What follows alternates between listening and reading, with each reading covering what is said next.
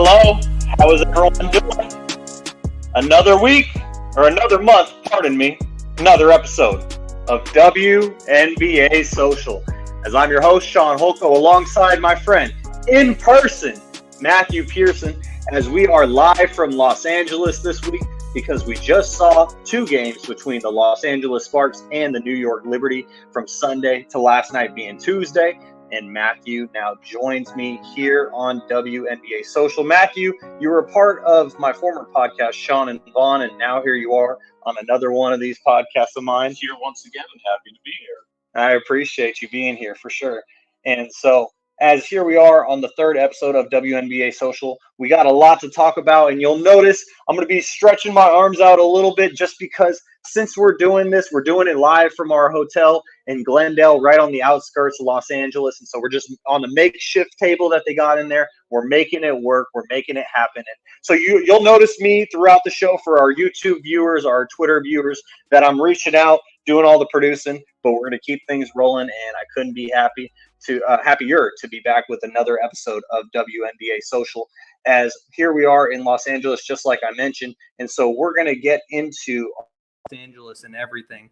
As I apologize for everyone for the first couple minutes, as my audio might not have been the best. We got it turned on to the actual microphone, which is now sitting between us. And so that is important. And so on today's episode of WNBA Social, we're going to be getting into an all-star game or all-star weekend recap. And then we're going to get to our trip to LA this week, talking about the two games that we saw, why we are traveling from Sacramento to Los Angeles to go see the WNBA, why it's important to us.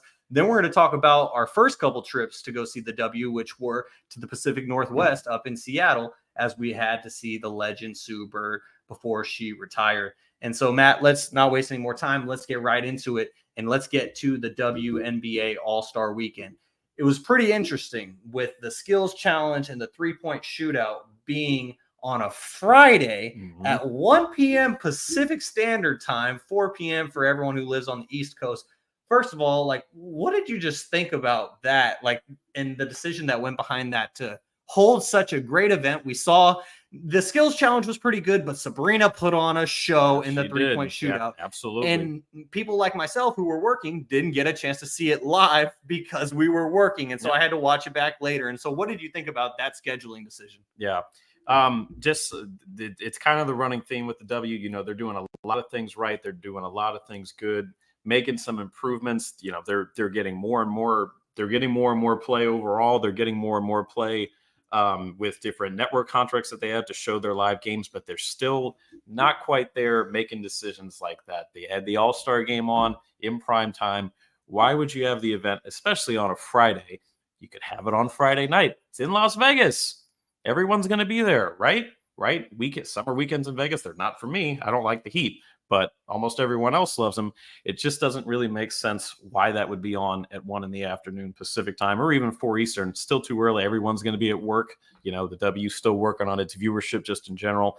It didn't make a lot of sense. And then all of a sudden, Sabrina makes history. She goes absolutely wild. It goes viral on social media, but, you know, not that many people saw it that probably could have if it started at, say, 5 Pacific, 6 Pacific, 8, 9 Eastern on a Friday night, when, you know, most people, your average person, because the average viewer that networks would care about, aren't going to be at work. So, yeah, that part unfortunately didn't make sense, but it was a great event. Like I said, Sabrina just absolutely went crazy, fantastic in the three-point shootout, and you know, the game was really good. So, yeah, the scheduling, hopefully that's something that they'll realize, especially with how it played out this year for going forward, that they'll change that up and make sure that the skills challenges and the pre-events to the actual game are later on. I completely agree. And I just want to give a quick shout out real quickly on WNBA Social, because this is one of the two podcasts that I have. And the other one I have is called Stats Over Politics. We mainly talk football and the NBA on that podcast. And I want to give a shout out to one of my co-hosts, Kevin, who was on his way out to Las Vegas right before WNBA All-Star Weekend, had a connecting flight. He lives up near Portland, but he had a connecting flight in LA to Vegas from LA. And who does he run into? None other than Sue Bird. He's the legend. No way. Sue Bird. And I'll pull it up for Matthew to see. And that's a failure on my end producing wise that I didn't just have it ready to go, because when we were doing Stats Over Politics, I had it ready to go just to brag and show off that Kevin met Sue Bird. Here she is, Matthew. Oh man, that is really cool. Exactly. He's living my dream, man. Right. So that's my guy, Kevin Dent. For our audio only listeners right now, I'm showing the YouTube and Twitter feed the picture that Kevin got with the legend Sue Bird. And we're going to talk about a lot about Sue Bird on today's podcast, because Sue Bird is the reason why we planned trips. We planned two separate trips to Seattle to go and see the legend before she retired in 2021 and in 2022. But we're going to get to that a little bit later, because as we're talking about this All-Star weekend, obviously I talked about the skills challenge, the duo from the Aces being Chelsea Gray, shout out 209, and also Kelsey Plum. They won that. Chelsea, for the most part, she pretty much carried that team, because Kelsey, she had a couple bricks. She'll be the first to tell you that. Yeah, and absolutely. That's why it was a team effort. And so just not so much about the Aces winning it, because they ended up edging out the Liberty, which is always fun for storylines. But and the Liberty duo being Sabrina Ionescu and Courtney Vandersloot, but more so on the fact that they changed the skills competition this year from going from a single player to a duo. What do you think of that idea in general? Because obviously we've seen the skills challenge in the NBA for a lot of years. Now we've seen it in the WNBA, but this was something that was new in the W with the duo. What did you think about that? I like that change, because if you're doing a skills challenge, I mean, and we remember this from when the NBA made their changes from, it used to be, I believe it was like 4 individual contestants, and now they've sort of morphed it where, you know, it's a team show where you have multiple players trying to like basically make multiple parts out of the actual competition. I like the duo change because it's not just a matter of one player getting hot. You know, you have to have a balance at least a little bit. Like you said, Chelsea really went off in terms of how Vegas ended up winning that ultimately, but you have to have both players contributing at least somewhat. So I like it I like it from a couple different perspectives. One, that for the literal competition, but also when you're talking about all-star events, you're talking about fun, you're talking about for the fans, engagement. You've got more players from more teams, and in particular, you know, those 2 teams, at least the way the W is set up this year, look like they're the 2 favorites. They're definitely the 2 teams with the most interest. So if you've got doing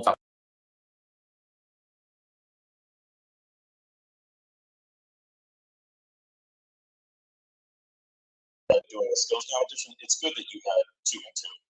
So I really like that changeover. I completely agree.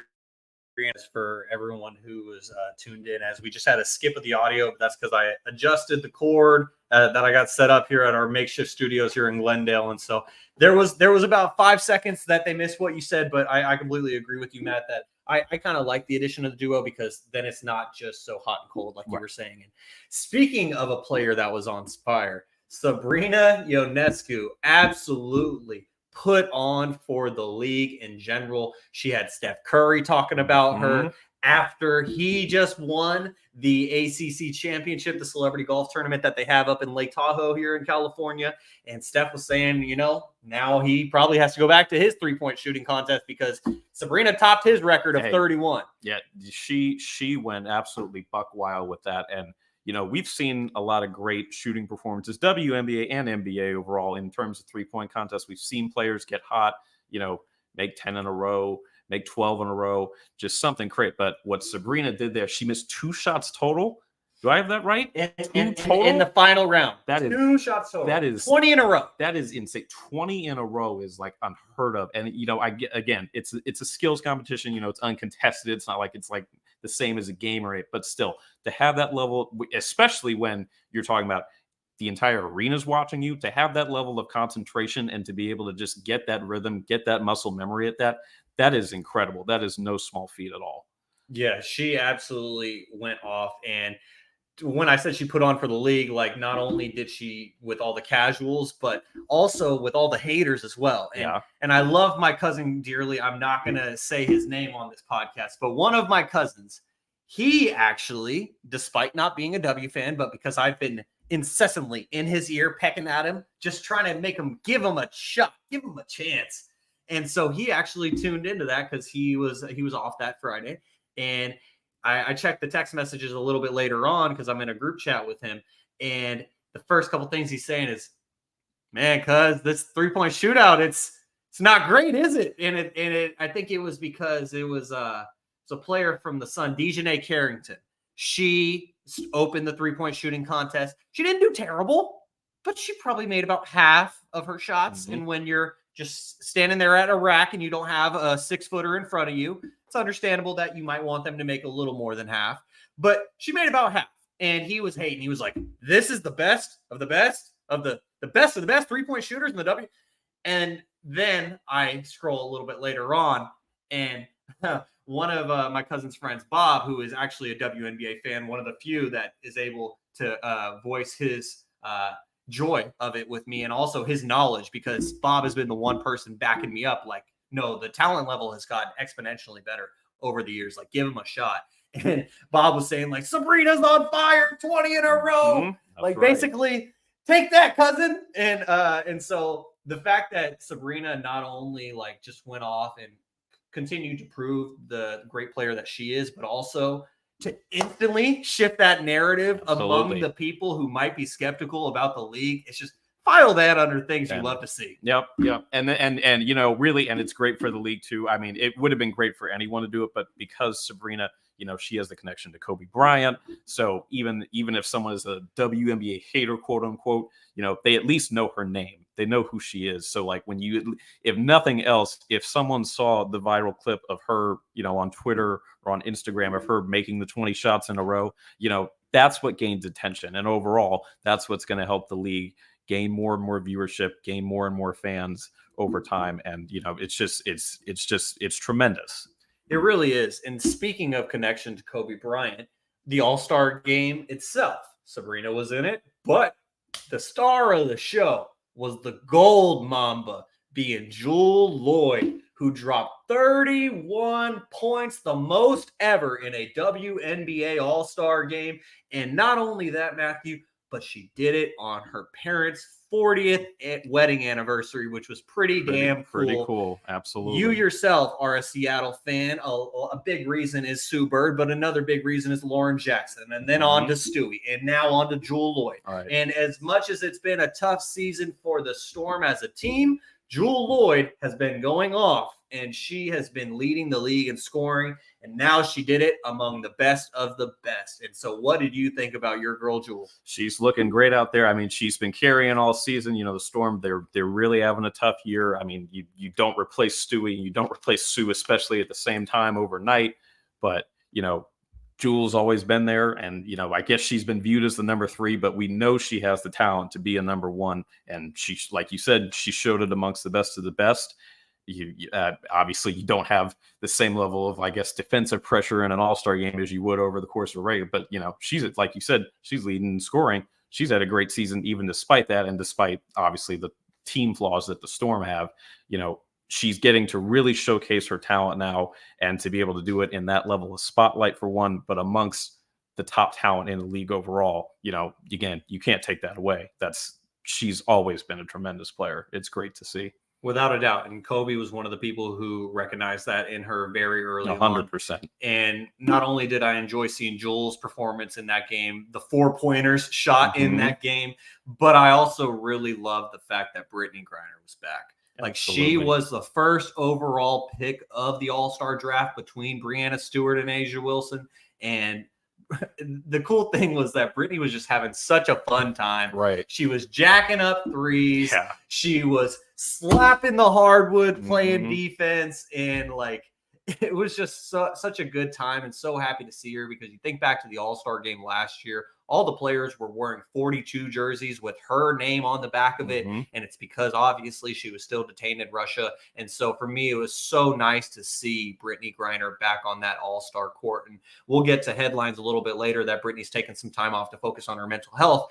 But in that moment, a couple weeks ago at the All-Star weekend, it was so nice to see her having a blast. Yeah, absolutely. I mean, you know, she deserves all the happiness that she can get, especially at this point. You know, she went through a year of hell, basically, and we know a lot of players go overseas in the WNBA offseason, supplement their income just to play more, you know, just get more playing reps, even if it's to just stay in shape. Obviously, you'd never want to see what happened to her or anything close to it, but it's so good to have her back. it's great for the rest of the league too. It was so good last year to see everyone's very public advocacy to bring her back, to keep that, just in the public forum in general. But, all those efforts were rewarded. Obviously, she's back. She's safe. Everything. It's great to have her back, just for everybody, including herself, obviously. It truly is. As here we are on episode number 3 of WNBA Social, a part of the Hoop Social podcast network. My friend Matthew Peirson joining me as we are live here right on the outskirts of Los Angeles. We're here in Glendale at a pretty good location that we found for ourselves. And it's been a great week. And we all ultimately got to see 2 WNBA games this week as we have planned another WNBA trip. And so before we get to the past, Matthew, let's talk about the present. So we got to see Sunday's game between the New York Liberty and the Los Angeles Sparks. And just focusing on a game-to-game basis. Game 1, the Liberty absolutely controlled the entire game. They were absolutely on fire from 3. Couldn't miss. Maureen Johannes was fading off of one foot, just jacking it up in the second quarter. She made all 5 of her 3-point attempts in the second quarter. They were just going off it, and even into the third quarter, it seemed like the Liberty were going to just coast to the win. But as I said to you at the game, be careful. The Liberty, they have had a track record this season of going up at least double digits, but even into the 20s, going on 30s. And then by the fourth quarter, they've lost that entire lead. I think specifically back to the Indiana Fever game that they had a couple of weeks ago in Indiana, which was like an early morning game because it was a kids' day. Then I think back to a couple other games this season, and it just has become a track record for them. But luckily for Liberty fans, they did pull out the win in the end, and they held on for the win on Sunday against the Sparks. And so you can pick that up where you want, whether if you want to talk about the game in general or the Liberty struggles in that aspect. But what did you think about Sunday's game? Yeah, overall, like you said, I mean, they came out on fire. They were really focused. I actually took a picture of the scoreboard at one point because they were up. They started the game up 21-2, and right after that timeout, when I took that picture, the Sparks got themselves back into it. And hey, credit to them too, because we know the Liberty are an uber talented team. The Sparks were down in that game 20+ multiple times, and it ended up being a 7-8 point final, I think, overall. Yeah. So credit to them for keeping into the game, because it would have been very easy. It would have been just as easy for the Sparks to roll over and just give up and lose that game by 30+ as it would be for the Liberty to try to hold the lead. But since you brought that up, the Liberty have, like you said, had a track record. One of the games that actually sticks out in my mind, because I know I was watching it live about a month or so ago. They played the Sky at home, and they had a big lead in that game. They had a really fast start, kind of what they had on Sunday. And ultimately, it wasn't so much of like they had a big struggle throughout the second half of that game, but they just weren't playing very smart. They had some sloppy moments, some lackluster defense, and ultimately the Sky actually won that game, even though they were down 20+. It was ugly even at halftime. And I was kind of thinking of that game in my mind as we watched the second half and sort of the later parts of the game we went to on Sunday, because the Sparks, they're missing some players, injuries. We know Katie Lou Samuelson is pregnant, so she's out for the season as a result of that. But we just saw as that game started fading away, the Liberty, they chucked up so many threes and they were all going in the first half. By the time the second half rolls around, they petered off a little bit, but they're still making some. And then the fourth quarter came, they're still jacking them up almost every possession. They're missing every single one of them. It's like all of a sudden 25 becomes 20, 17, 12. It's like, all right, and you're still throwing up threes. Why would you keep doing that? And that's a fundamental thing of teams all across the league, all across the WNBA and the NBA, both really. But as the Sparks would just get themselves to the basket, get some easy shots, that helped them get back into the game. And for the Liberty, it's not so much that any one of those games where they've had those blown leads is a problem on its own, but the fact that they've done it repeatedly, as you said, the fact that both of us and for anyone that watches WNBA regularly can recall specific games where they were clearly in control, especially games when they're at home. At least this one was an away game, but you just can't have that happen if you're going to be a title contender like they think they are and like they should be. Again, they're uber talented. They have the talent to be able to do that, but you can't keep blowing leads of 20+ points when you're in full control of the game, and all you need to do is sort of settle down until the clock winds where it's not really mathematically possible for your opponent to get back into the game.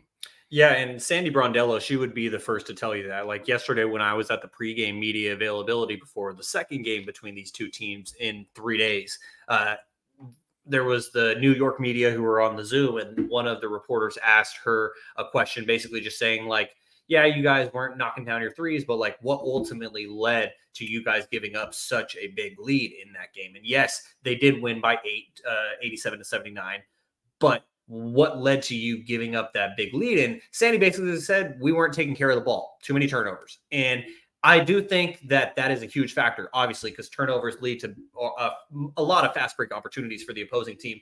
But the three-pointer definitely had something to do with it, without a doubt.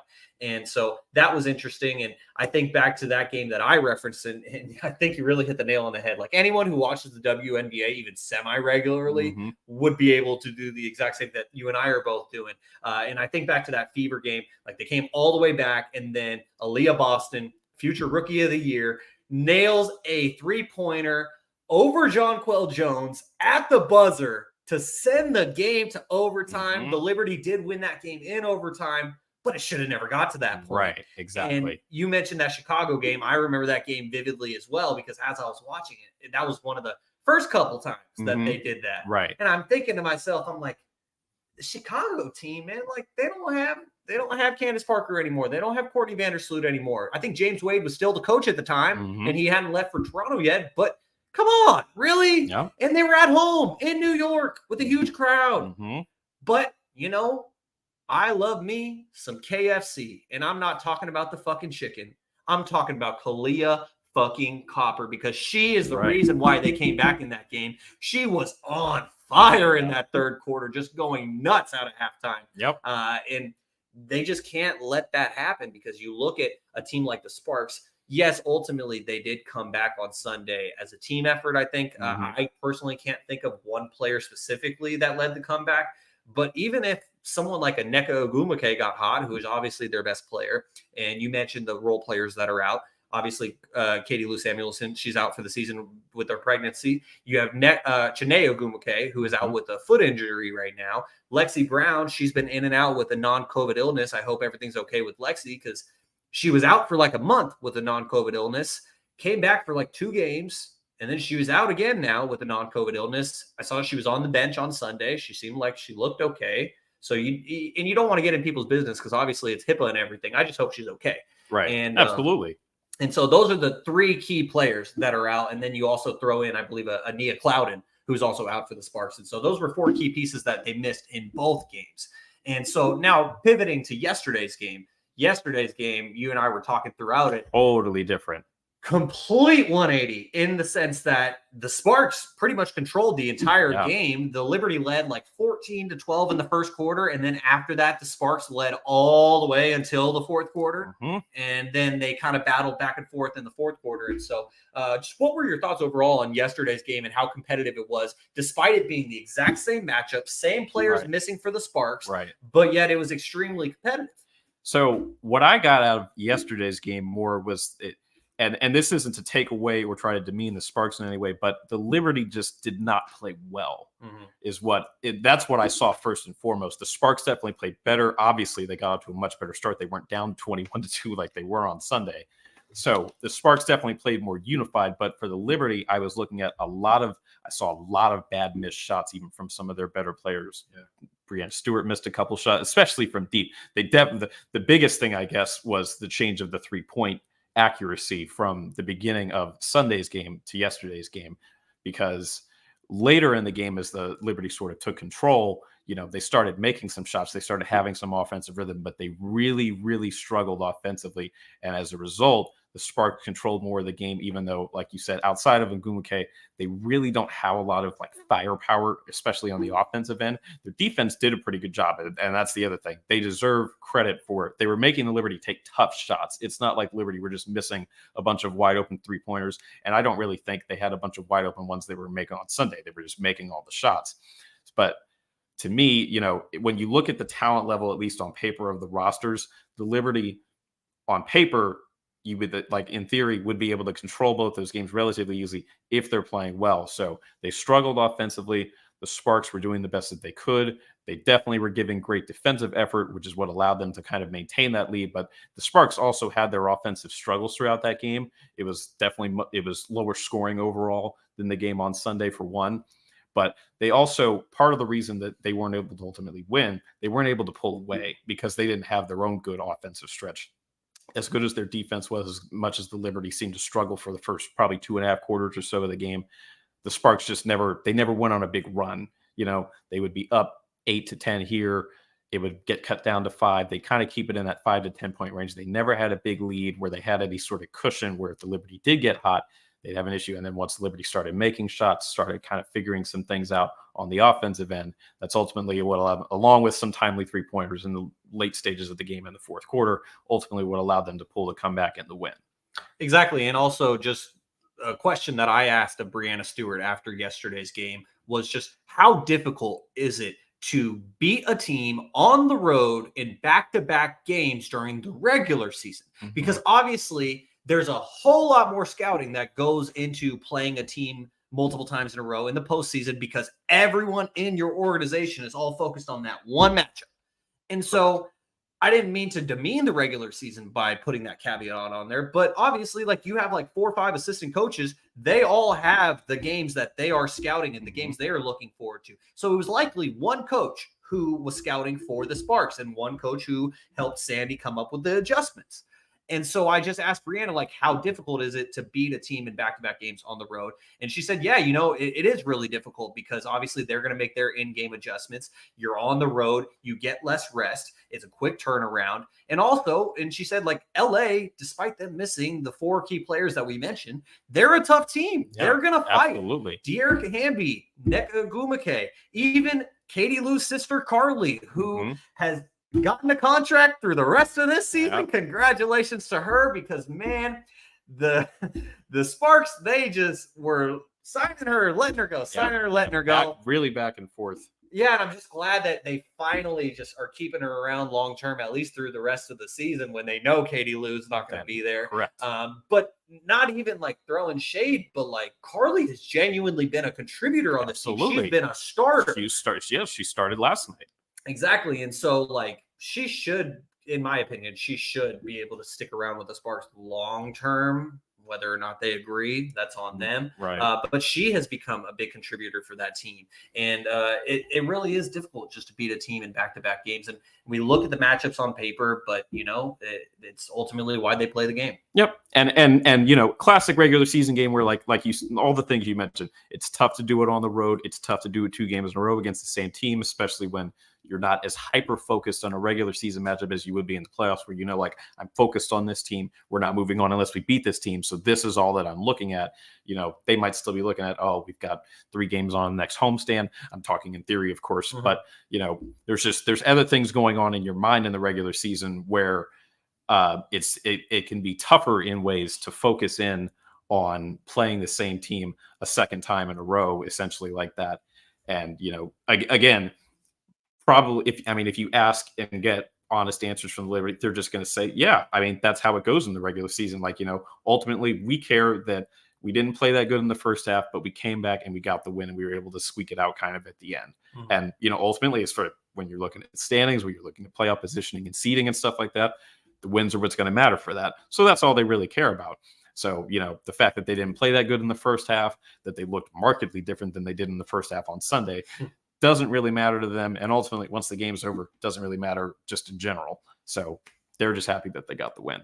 Exactly. And it's funny that you say it using the verbiage that you did, because that's basically what Stewie said verbatim last night, where when she gave her response, which I already kind of paraphrased earlier, but she ended it by saying, we're just happy we got 2 wins here.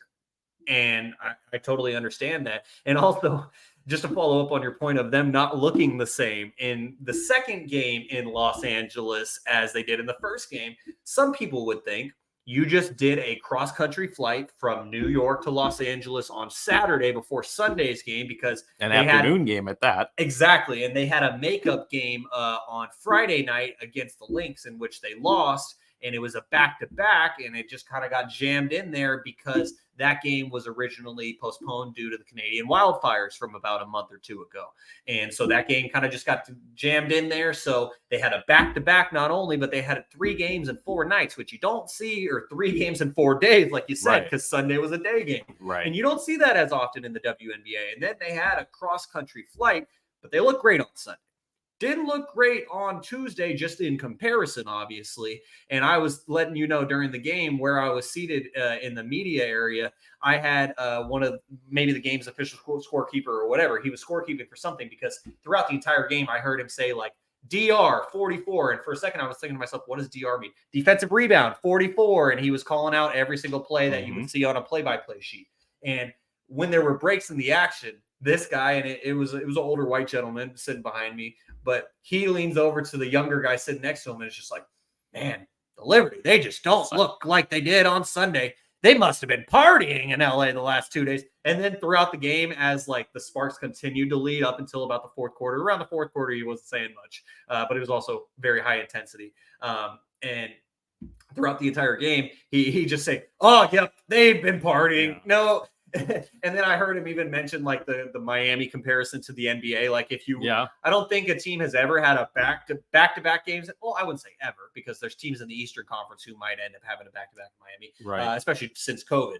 But anyways, that was something that just made me chuckle throughout. I don't think that they necessarily were partying, but it kind of just gets back to what I mentioned from Stewie's quote, is that it's just hard to beat a team in back-to-back games after adjustments. Absolutely. And, it was funny because when you told me that, the first thing that I actually went through my head, I'm like, yeah, LA, you could party with, but like, really, a Sunday night into a Monday night? Mm-hmm. I mean, like, it'd be different if they got here Friday night and they party Friday and Saturday, and then Sunday. Yeah. But, Sunday and a Monday, I'm like, I mean, I guess it's possible, or, hey, they could have a party in their hotel room, but yeah, probably unlikely. They just, I'm going to go the nicer route in that, and think that just the lag of their cross country flight is what caught up to them a little bit last night, as opposed to Sunday. They probably were just rolling on adrenaline, and they just kept it moving. And, it just took them a while for Tuesday's game to get themselves right. But once they did, they were able to, again, just make enough plays to stay in the game, even while they were struggling,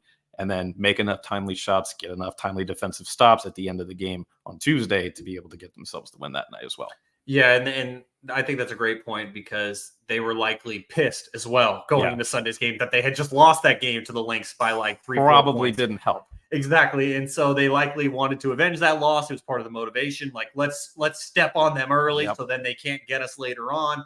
Almost let that slip, but nevertheless, they walk out of Los Angeles with 2 wins. And so that was Matt and I's trip here in Los Angeles. As far as the WNBA goes, we'll be going to a Dodgers game tonight to see the Oakland Athletics play. Let everyone know. Don't forget the mission. Sell the team. Let the A's stay in Oakland. Let them stay in California. Vegas, you can get an expansion franchise. You don't need to take our whatever. Athletics. Yeah, the A's belong in Oakland. Exactly. So we'll be checking that game out a little bit later. But that concludes our trip here in LA for this week when it comes to the WNBA.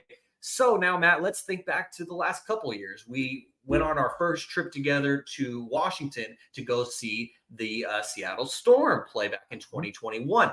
We also did that back in 2022 as well. And the purpose of the trip, if you might have seen on today's show graphic, was to see the legend Sue Bird before she retired. Because in 2021, it was still kind of murky. It was questionable. Will she? Won't she? We didn't know. Yep. And so, especially given that 2021 was when the Olympics happened. And so it's like, okay, would she do the Olympics and then she's done? Mm-hmm. Or will she come back for one more full season? She ultimately did come back for one more full season, but we didn't know. And so we planned a trip to Seattle to go see her in 2021. And it was my first WNBA game. It was an awesome experience for me. And something that was unique about that trip compared to 2022 is that we actually had to go up to Everett, Washington, about, what'd you say, about an hour north of Seattle? With the train ride that we took, yes, it's probably about 30 miles total. So maybe wouldn't be quite that far driving, but it's not easily accessed from Seattle. Exactly. Regardless. And so we had to go up to Everett, Washington. Why? Because they were remodeling Climate Pledge Arena, getting ready for the Seattle Kraken to come in, also improving it for the Storm as well. And so we went up to Everett, Washington. We went to Angels of the Wind Arena. a casino and arena or whatever. And so we went up there to Everett, got to see the game there. It was a great experience, like I said. And then we ended up taking a bus back to Seattle from Everett. And so what do you recall from that 2021 trip? There, well, and so I had been to Seattle one time before that, years and years before, probably about 10 years before. And I know you had never been, and like you said, you hadn't even been to a WNBA game before. So it was going to be my first game in a long time, your first game ever, my first trip up to Seattle where I was planning it basically. So it was in a way, it was obviously a lot of first for you, was still a lot of first for me, but a lot of planning into like, even where we stayed at a hotel so we could do tourist things in Seattle. Having to navigate the challenges of the fact that they weren't playing in their usual arena in Seattle, the fact they were playing I remember originally, the thought was we were going to go split a Lyft or an Uber to go up there. It was going to cost a lot of money, but we wanted to go to this one game, and it meant a lot to try to go see Sue play. Really? And like you said, that was the main goal, to try to see her play before she retired, just in case that was it. And only through extensive research did I find the train that we ended up taking to Everett, that because it's set up as a commuter train. It only leaves at like 7 or 8 in the morning to come down to downtown Seattle, and leaves at 4 and 5 in the afternoon to go back up there. So it's really for people that are working downtown that don't live in Seattle proper, but it just happened to work out for us. That game was at like 7 o'clock. The train station that it drops off at isn't that far from the arena. So what do you know, $5-10 later, instead of spending $100 on an Uber, we're up in Everett, and we got up there early enough to check out that station where the buses were, and like, hey, is there a bus that goes back to Seattle from here? And I'm like, yeah, it leaves, at this stop that was like, mile down the road from the arena. All of a sudden, we had a $10 ride back instead of literally spending probably $150. So that part was great. I thought it was a really cool experience, especially because it took so much effort for us to actually plan that, just the trip in general, and then specifically to go to that game without a car. So it was really special, and it was cool. It was just cool to be in like a different environment of that, like a temporary arena essentially for where they were playing.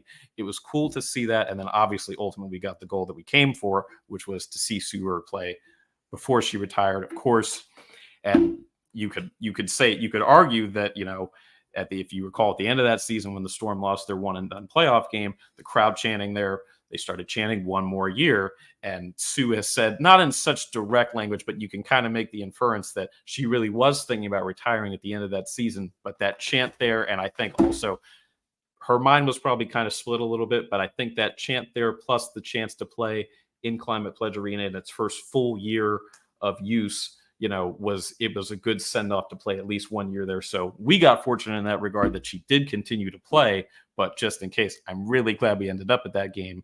And as it turns out, that actually was the only time you and I saw her together. Yeah, and you just read my mind perfectly, and that was exactly where I was going to transition it from, because in 2022, we plan another trip to go to Seattle, and we do go to see the New York Liberty, because how I started following the WNBA is because I became a fan of the New York Liberty back in 2020. And so I enjoyed watching that team. And so that's the team I wanted to go and see, obviously, alongside Sue Bird in the Seattle Storm, because Matthew and I, we live in Sacramento, California. We used to have the Sacramento Monarchs. And even though I did watch games as a kid, I was never as locked in as I am now. But I did watch Monarchs games as a kid, and then they win the championship in 2005. We'll get to our Monarch Minute to end today's episode, as we do with every episode.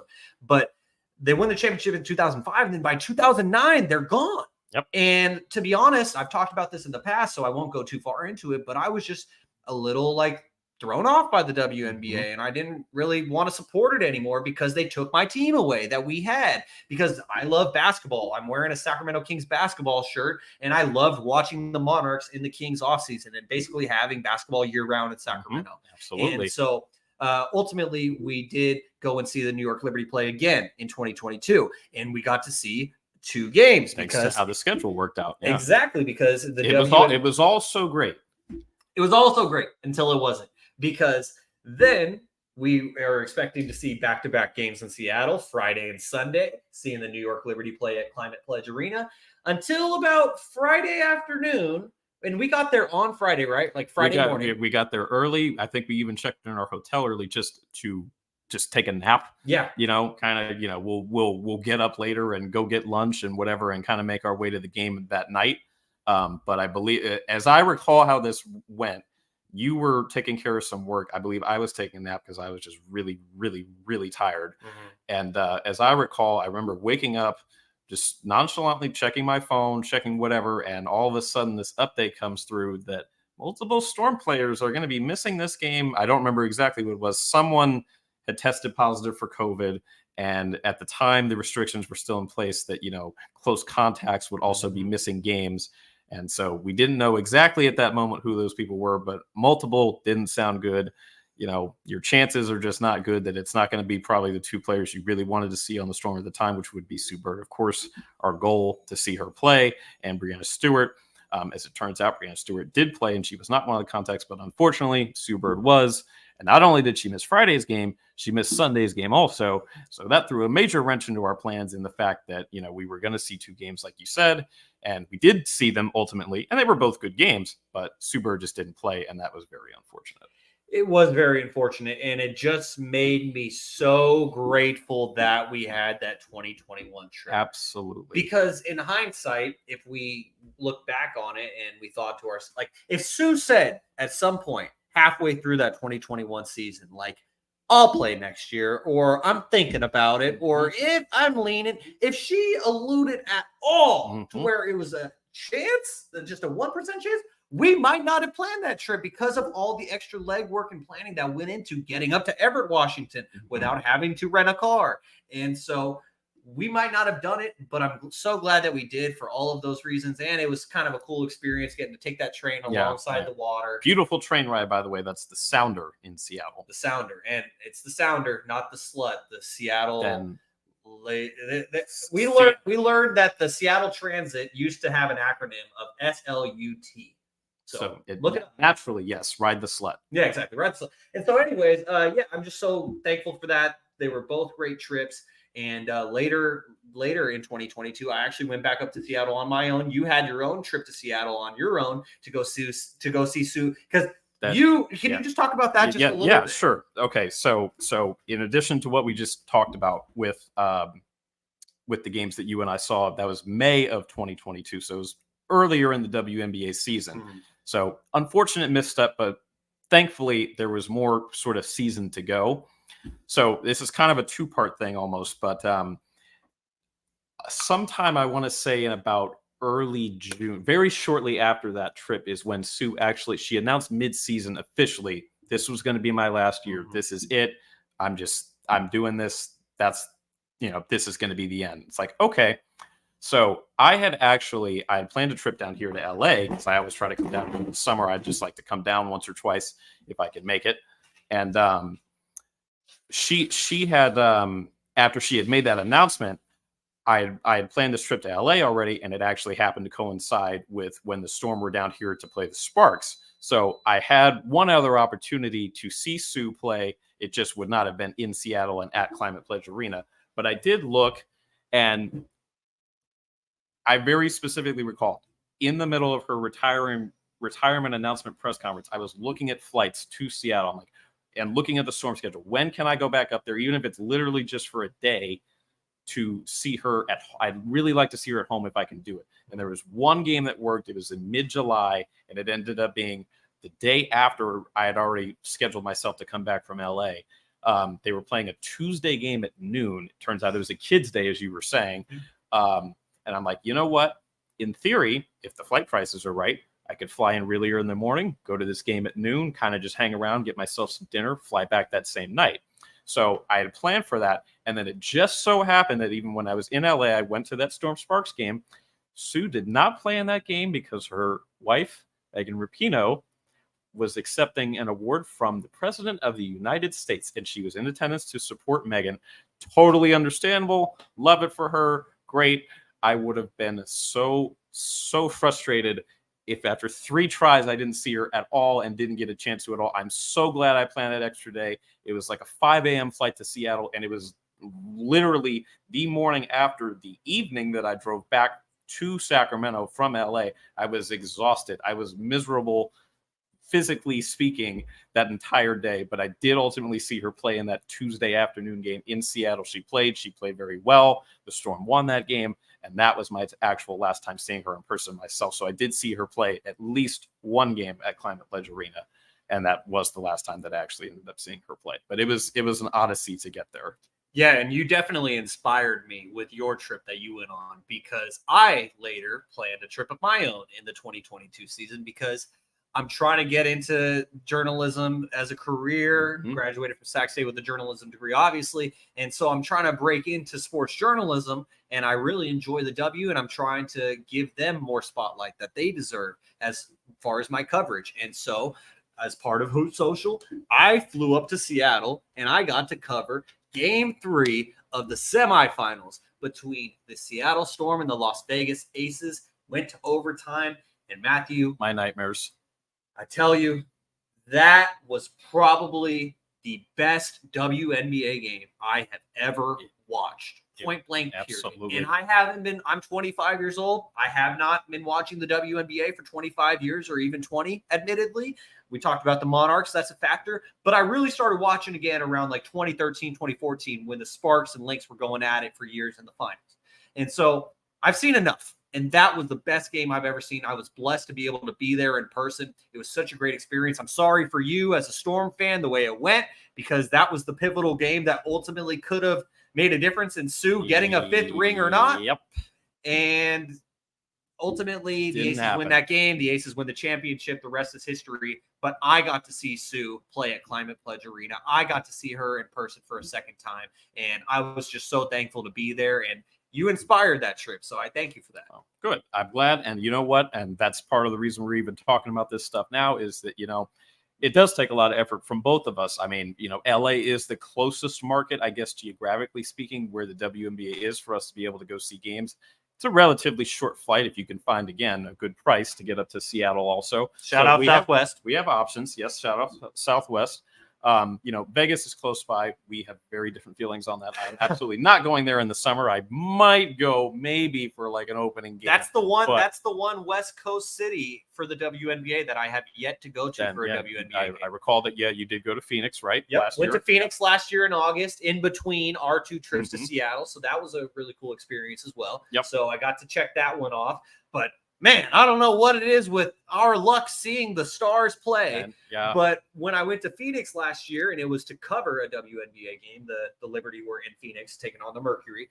And obviously, Brittany Griner was already out. We know why. Yep. Skylar Diggins-Smith, she was out that game, and it was the first game that she missed, and ultimately was the rest of the season from August on. But she missed that game with a non-COVID illness. Turns out she was pregnant. Then Diana Taurasi, she was out with like a right ankle injury or something like that. I literally missed the entire Big 3, or even in that situation, Big 2. Right. And man, it was just so unfortunate. The timing was terrible. Yep. But hey, the Mercury still won. The Mercury still won, and that's why you play the games. And so, yeah, man, like we go from Sacramento to Seattle to Phoenix to Los Angeles, maybe Las Vegas. Maybe, yeah. Well, you'll go, I'm sure, at some point. I definitely will. It's very, very iffy that I'll be joining you for that one. But and why? Because of the weather, right?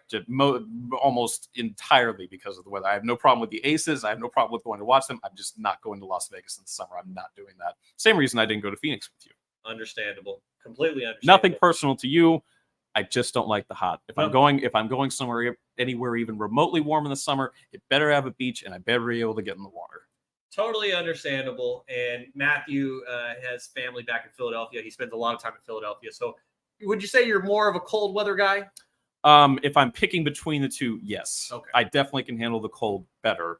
I don't necessarily love either one, but I can adjust to the cold a lot easier than I ever will the hot. The only way I'm adjusting to the hot and not complaining about it all day is, again, I better be at the beach and I better be in the water cooling off. Exactly, because when it comes to the heat, all you can do is either get in the water or strip down as much as you possibly can. And it doesn't work. Then you run out of options. Exactly. At least with the cold, you can bundle up and bundle up again. Correct. And they have the little hand warmers, and you can drink some hot chocolate. All that good stuff. All that good stuff. Yeah. You can make the cold fun in a way. You can't do that with hot. You're just hot. exactly. As we're not in the good way. exactly. As we start to wrap things up here on episode number 3 of WNBA Social, I'm Shaun Holko alongside my friend Matthew Peirson. I really appreciate Matthew for joining me. As this is actually the first in-person podcast I have done with anyone since pre-COVID. Yeah, that's a long time. Pre-COVID, because everything else, I mean, we're on StreamYard right now, but you and I were just in the same location at the same time. So I'm like, let's do it now. Why not? And so it all worked out perfectly. And I really appreciate you for joining me, Matt, as we start to wrap things up. You came on my previous podcast being Shaun and Vaughn, which has now evolved into Stats Over Politics. And on Shaun and Vaughn, we had a segment called Headlines. Headlines, especially with WNBA Social, as I'm slowly getting my feet under me and starting to get this podcast really rolling. So far, I've only been releasing 1 episode per month, and a lot can happen in a month. We know that. And so this headline segment is perfect because it gives us a chance to catch up on the things we want to talk about that has happened in the WNBA over the last month that we have not gotten to so far. So here it is. Elena Delle Donne. Unfortunately, she got hurt again. She hurt her ankle. She was replaced by Ryan Howard in the All-Star game. Elena Delle Donne is still out. My WNBA fantasy team is hurting because of it. I'm sure.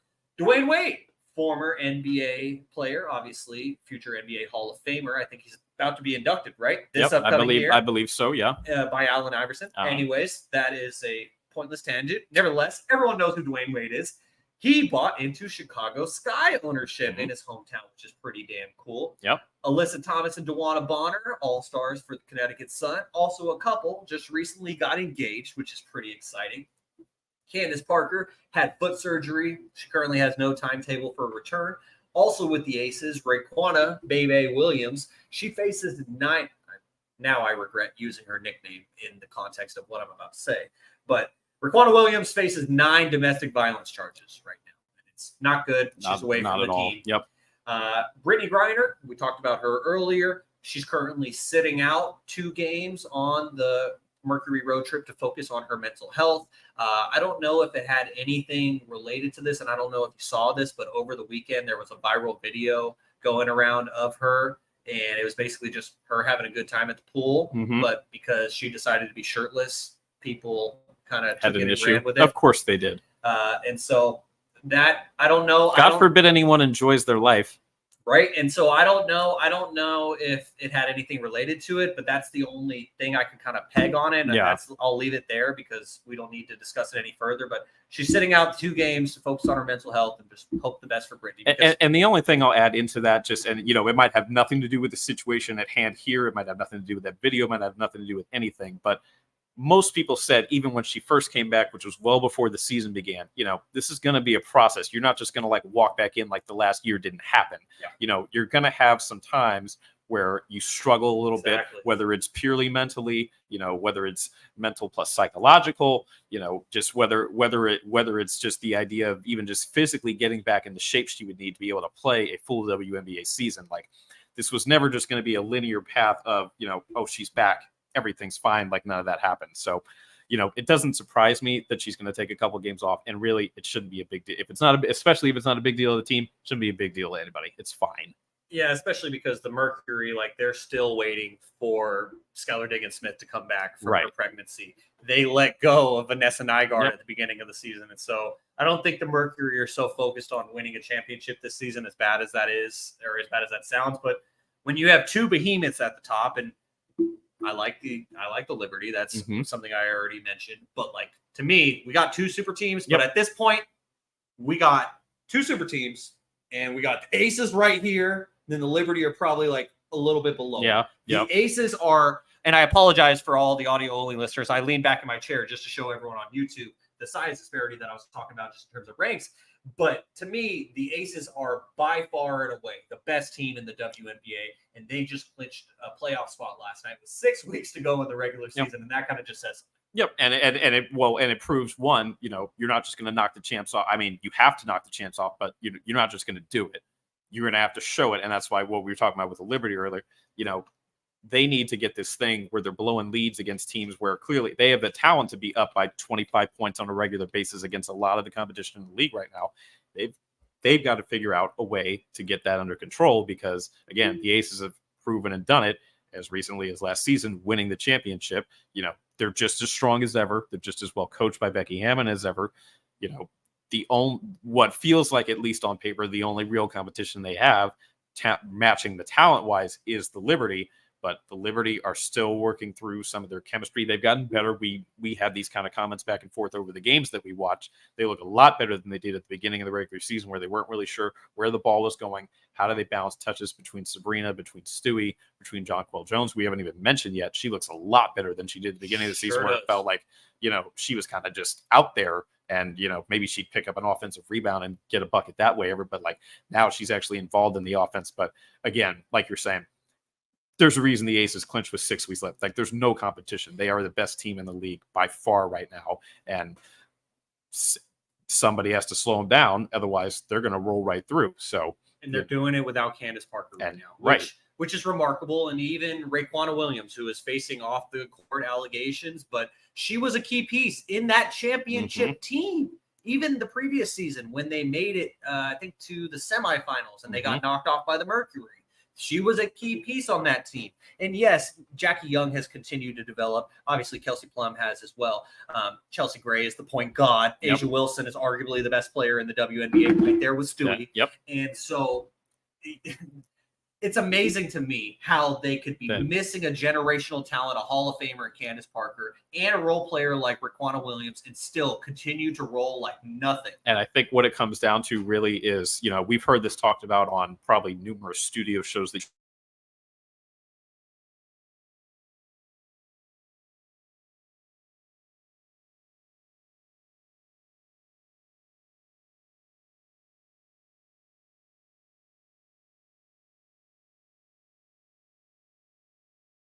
this season with the way the rosters are stacked up. Their roster is stacked. The other teams like Connecticut, like Seattle, that were maybe not quite as overall talented as the Aces were last season, have been broken up, having down year, not Connecticut so much as Seattle is, but they just don't have the same level of firepower. They know the one team that can match them is a team that, to this point, we're 3/4, maybe more of the way through the season, is still having issues and still trying to figure things out because they've got a lot of new pieces that they're trying to implement, as talented as they are. So the Aces have that confidence that they know that they can do this and they can do it again. And again, they can see around the league and know no one's touching them in terms of talent and cohesion. And they won't really, even at the Liberty figure things out as probably as well as they can. They won't have the same familiarity because they weren't together last year. This is still their first time doing it. They do have a couple champions on their roster, but it's just not the same as the Aces basically have the same core plus Candace Parker when she comes back. It's tough. It's tough to argue against that. It really is. As we continue to wrap things up here on episode number 3 of WNBA Social, I just wanted to get to one final headline. As we mentioned, Alyssa Thomas earlier, who is now engaged with her teammate DeWanna Bonner. Alyssa Thomas made history yesterday while we were at the Sparks and Liberty game, as she had 21 points on an efficient 9 of 17 from the field, but 21 points, 20 rebounds, and 12 assists, as she became the first player in WNBA history with at least 20 points, at least 15 rebounds, and at least 10 assists. Alyssa Thomas, man, like Brianna Jones went down with that Achilles injury, and I thought the Sun were done. I thought they were done. But Alyssa Thomas and DeWanna Bonner, the rest of that squad, have really willed them to where they are still at the top of the WNBA. Yep. That team is damn good. And, again, it speaks to what we were talking about earlier, that, even what we just said about the Aces, that they're missing someone of Candace Parker's caliber, even though I know, she's on the back end of her career and everything, still a solid contributor. But the Sun, they lost an MVP. They literally lost an MVP player, their best player, probably the face of their franchise, most would argue, over at least the last couple of years. That's who they cored, because without Jonquel Jones, because Brianna Jones has been that rising star for them. She was the most improved player, and she was still coming off the bench when they had Jonquel. But now without Jonquel this year, this was the year she was supposed to take that leap and become that face of the franchise. Because, not to discredit Alyssa Thomas or DeWanna Bonner, but Brianna Jones, her ascendance was really at that level, and to lose her and to do what they're doing is crazy. Right. So to lose her, again, to lose Jonquel in the offseason, they changed coaches also. They haven't missed a beat at all. That team has always played tough. Their leaders specifically have always had that kind of tough, like, we're going to fight no matter what mindset. And that's helping them shine right now, because, again, for them to not only sort of not drop off from where they were even the last couple of years, where, you could have argued that a game goes this way or that way. They might have been in the finals or champions. It's remarkable that the things that have gone on there and how close they've been to the last couple of years to actually winning the whole thing, and that they're still where they are given those like massive changes that they've made. Finally, what do you think about D Wade becoming an owner of the Chicago Sky? I think it's cool. I mean, he's obviously taken a lot of opportunity. He's involved with the Utah Jazz and the NBA. That was kind of random. I guess random. I just didn't. It was kind of petty because he wanted to get in with Miami, but Right. they weren't giving And him the terms he wanted to. So he said, "Fuck you guys, I'm gonna go to Utah." Right. So that was a little funny, but I like this one because it's noted he's from Chicago. It's investing in his hometown, and again, the one thing I'll for sure give Dwayne Wade credit for, he's always been an open advocate for the WNBA. So it's good to see him invest in his hometown team and just continue again. That NBA, I know they're not as directly as affiliated as they used to be, but that NBA WNBA connection is still important in terms of they can help each other grow. I mean, obviously we know the disparity is there. The NBA doesn't need the help, if you will, but it's good overall. And in the if you think about it long term, it's good overall. Whether you're talking about gaining male and female fans overall, just gaining more exposure in general, to have that connection is really important. So I think it's good, and I would like to see it more the other way. We know, like, for example, we know Sue Bird has been involved with the Denver Nuggets in the past. I'd like to see if there was a little more opportunities for some of the not even necessarily just players, but women involved in the WNBA, especially high-ranking people or, very notable people being involved more in the NBA. We know that obviously Becky Hammon was a lead assistant or one of the lead assistants for San Antonio for a while. So I'd like to see a little bit more balance there, but no, I view it as a massive positive every time you see anything like what Dwayne Wade investing in the Sky. Yeah, I completely agree. And also, I mean, you look at a player, a current WNBA player right now, and Christy Tolliver, who she has been an assistant coach in the NBA. I don't remember off the top of my head, which is why I'm looking down to just look it up so I don't say it wrong. Okay. It's with the Dallas Mavericks. I thought it was with the Mavericks, but I wasn't sure if she was still with her previous team, which was the Washington Wizards. She was coaching the Wizards and staying close to home. She has been with the Mavericks since 2021. And so it's pretty cool to see a player like her have that crossover as well. And so it's all great to see it. I love seeing the crossover between the two leagues both ways. And so now, finally, here on episode number 3 of WNBA Social, Matt, being another Sacramento Monarchs fan, I wanted to get his thoughts on his fandom, being a Monarchs fan, as we wrap up this episode, as we do with every week, with our Monarch Minute, Matt. So just tell us in about 60 seconds or less, just the fandom that you had for the Monarchs as a kid. Yeah. I mean, so it was never quite as strong as what the Kings were. And I will say, I mean, one thing that's notable that a lot of people could say that I actually was at both finals games the year they won the championship. Wow. I'm not even sure I've ever told you that before. No, you haven't. Okay, that's pretty damn cool. I was there. Yeah, now you got me jealous. So yeah, that was really cool. And then obviously, given everything that's happened and the team folded and they don't exist anymore, that was really cool. But the one thing that I could say is more special to me, I guess, if you wanted to, if I'm putting my own personal twist on, Tisha Penicheiro was actually my neighbor down the street as a child. Really? I don't think you said that. You might have said that. I feel like I've told you that at some point, but it was that nugget, but definitely not about the finals. So, okay. So anyway, Tisha lived down the street from me. So, not like I was going over to her house or anything like that. Yeah. I was like, 8-10 years old, but it was cool. And I'd see her every once in a while. If I was out, she would walk her dog and stuff like that. So that was cool. And then I only relate that to recently. I told you in the last few months that I found a jersey of hers, Monarch jersey of hers on eBay. Real good one. So that was really cool. And I really wanted a home one that said Monarchs on it. And that's what happened. I happened to just find one on eBay and I was able to get it. It was actually in my size and everything. So I was really excited to add that to my jersey collection because, as you know, I like kind of collecting jerseys. So that was really cool. Tisha was always my favorite Monarch. I really liked, probably a lot. I really liked a lot of players from that team. But that they were very special, I think, to the city. The fact that the Kings and Monarchs were really good kind of at the same time. Yep. That was really important then. And, Sacramento could absolutely have that again. So WNBA people, if you're listening, we want to bring back the Monarchs, and it's there. The passion for that is there citywide, and it would be great for the WNBA to have the Monarchs back in Sacramento. Vivek, if you're listening, Where are they at? You promised this 10 years ago. Get on it. We're waiting. We are waiting. We want the Monarchs back in Sacramento.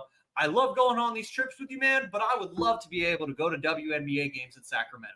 That would be pretty damn cool. I don't want to have to travel to Seattle or Los Angeles or Phoenix or Las Vegas to go see a WNBA game, which is something I want to do a lot more often. But because we have to travel and make these trips, and money is obviously a factor, I can't do it all the time. I want to do it all the time, but I simply can't. And so bring back our Sacramento Monarchs, please. Thank you, Matthew, for joining me here on WNBA Social. But one final question before we get out to this Dodgers game. I got to put you on the spot. I do this to every Monarchs fan, especially after I heard what you just said. Tisha versus Sue. Who's the greatest point guard in WNBA history? Because I say it's Sue.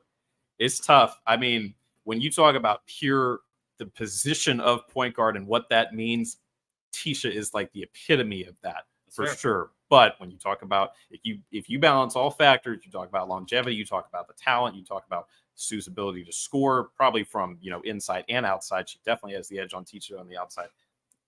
You kind of can't go against Sue.